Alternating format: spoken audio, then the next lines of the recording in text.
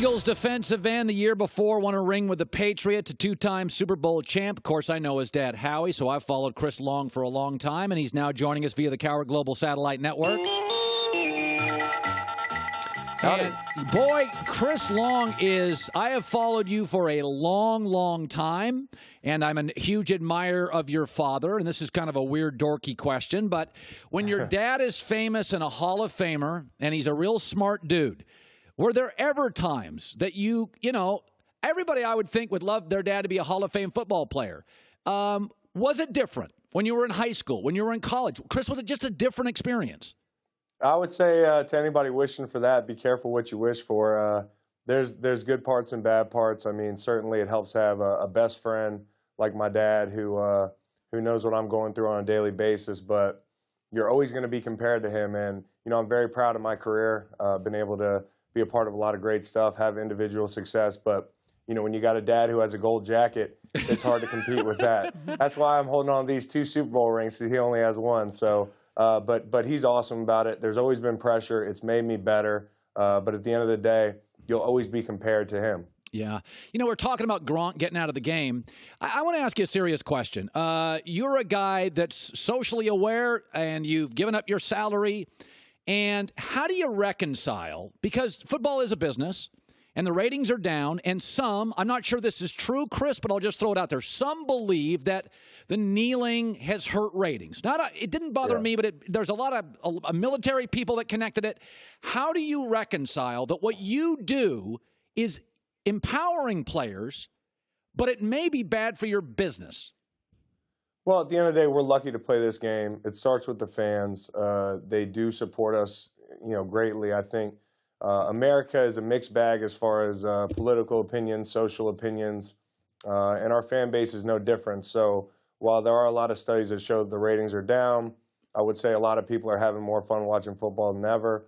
But at the end of the day, I think what you're seeing is a bunch of guys that care more about their social conscience or standing up for the things they believe in, you know, over the ratings and over the bottom dollar. So, you know, it's funny, as athletes, people always tell us to play for the love of the game, follow your heart, you know, improve your communities. And when certain guys try to do that in a certain not so cookie cutter way, all of a sudden it's, hey, what about the bottom line? What about your paycheck? It's going to shrink. Well, don't you want us not to care so much about the money? You know, for me, I know I've been very lucky to make a lot of money playing ball, but I would always like to follow my heart and improve my community in the best way I know how. And guys are following their hearts. And, you know, the kneeling thing, it's been contentious, and I get it. I mean, ideally, that's not what we want. But there's guys that feel like that's the best way to start a conversation that this country needs. So I would say as far as starting the conversation, it's been mission accomplished. Now, what we do with it, do we improve our country? That's yet to be seen. You know, it's interesting. Jimmy Garoppolo signed a huge contract the other day, and while he was with the Patriots, I kept going on the air over and over and saying, listen, I'm no expert. Okay, I didn't play in the NFL, but that looks like a franchise quarterback. He's big. He's mobile. Belichick loves him. It's some of this is inexact, as you know, Chris. The recruiting, 5-star guys end up washing out, and 3-star guys go to Virginia Tech and become, you know, Hall of Famers.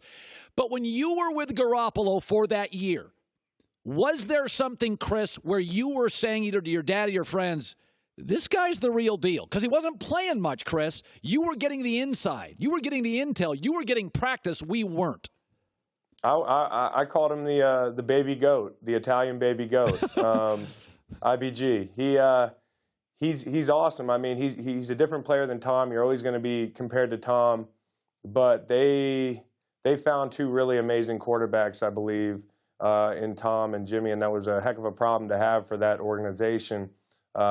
And I think people in San Francisco are going to enjoy watching him play football for a long time. You know, when Tom couldn't join us the first 4 games of last season, you know, Jimmy came in there and really picked up the slack, you know, winning on the road at Arizona. At that point in the year, Arizona hadn't fallen off as much. They were kind of a cream of the crop team, you know, and then really before he got hurt in Miami, did an unbelievable job. I think he put up almost 30 points in the first half. He was special. You could see those flashes, and you know, it's not like seeing a college player flash excellence. You're seeing it at the pro level. So and I think that you'll see more to come. I mean, you saw what he did at the end of the year this year. There's going to be a lot of hope in that city for football on that team, and I think rightfully so. You know, Chris Long joining us. By the way, he's got pretty well established. I think people around football know this. Waterboys.org, and I'll get to that in 1 second after this question. So Lane Johnson came out, and I was giving him crap this morning because Lane Johnson comes out and says, football's fun, and those guys are a bunch of robots. And my takeaway, there's been this Tom versus Time documentary that's out there in the space now. And, I mean, Tom's really intense. Apparently, he eats and watches film, and that's pretty much his. So my takeaway is, when you hear about Brady's obsession with the sport, do you admire it, or do you kind of roll your eyes and think, get a life? No, I admire Tom. I've made no bones about it. Tom, to me, he's the greatest. He was an amazing teammate. You know, funny story about Tom, when I first got to New England in my 9th year, and I've been a good player in this league. I wouldn't call myself a superstar by any stretch of the imagination. I'm walking into this locker room, this storied franchise, and I run into Tom in the hall, and you're kind of like, how do I handle this? Do I introduce myself? Like, what do you do? And he extends his hand. He goes, hey, Chris, I'm Tom. Nice to meet you. And I'm like, I know who the hell you are, dude. Like, you don't need to introduce yourself. I should be introducing myself to you. But that's the type of guy he is. And every day in the locker room, he would be engaging with his teammates. He worked hard. He had fun in practice. I think a lot like Coach Belichick, you only see the one side of it. Right. And you don't see, behind the curtain, which is, they're guys that do enjoy having some fun. I know what Lane said, and there's more than one ways to win football games in this league. I mean, that's been documented. They've had the best quarterback of all time. It's worked for them for a long time. Certainly our team in Philly works differently. But at the end of the day, there's different ways to do it, and I respect the hell out of Tom and as a teammate and a player.